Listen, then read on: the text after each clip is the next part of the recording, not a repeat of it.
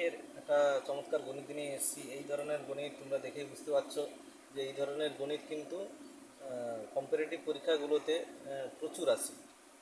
যদি এর একের 3 সমান বি এর 3/4 সমান সি এর 1/6 হয়, তাহলে A is to B is to C সমান কত? তাহলে এইটা কয়েক সেকেন্ডের মধ্যে আমরা এর উত্তর কী করে পাবো? এর মানে আমরা কি জানি, ছোটোবেলা থেকে আমরা জানি এর মনে হচ্ছে গুণ।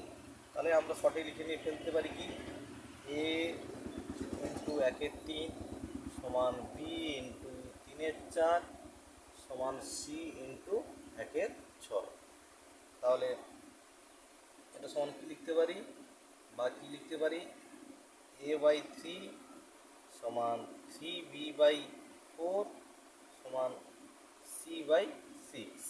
তাহলে পুরোটাকে যদি আমি কে ধরি, তাহলে এ সমান কী হবে, এ সমান কোনাকুনি গুণ হবে, কে মানে k/1 আছে, তাহলে এ সমান কী হবে 3k। বি সমান কী হবে, বি সমান আমি কী লিখতে পারি, বি সমান কী লিখতে পারি, বি সমান হচ্ছে 4k বাই, এখানে যেহেতু 3 আছে নিচে 3 হবে।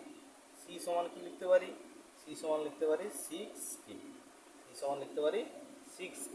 তাহলে এবারে অনুপাতটা করি, A is to B is to C সমান কী হবে, 3k is to 4k, 4/3k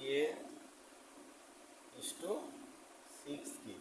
তাহলে দেখো সব কিছু ঠিকঠাক আছে, সমস্যা হচ্ছে এই থ্রিটাকে নিয়ে, এই থ্রিটাকে নিয়ে সমস্যা আছে। তাহলে এই থ্রিটাকে যদি আমি তুলতে চাই, তাহলে কি করব না, বাকি দুটোর উপরে কিন্তু থ্রি গুণ করে ফেলুন। তাহলে এখানেও প্রত্যেকটার সঙ্গে থ্রি যদি আমি গুণ করে দিই, তাহলে এখানে কি হবে 9k ইস টু, এখানে থ্রি গুণ করে নিলে থ্রি চলে যাবে 4k ইস টু এখানে 18, 6×3 18k। তাহলে কে গুলো কমন চলে যাবে, তাহলে 9:4:18। তাহলে 9:4:18, সি ড্যাগের উত্তরটা ঠিক আছে। তাহলে এইভাবে আমরা কিন্তু কয়েক সেকেন্ডের মধ্যে এইরকম গণিত আমরা করে নিতে পারি।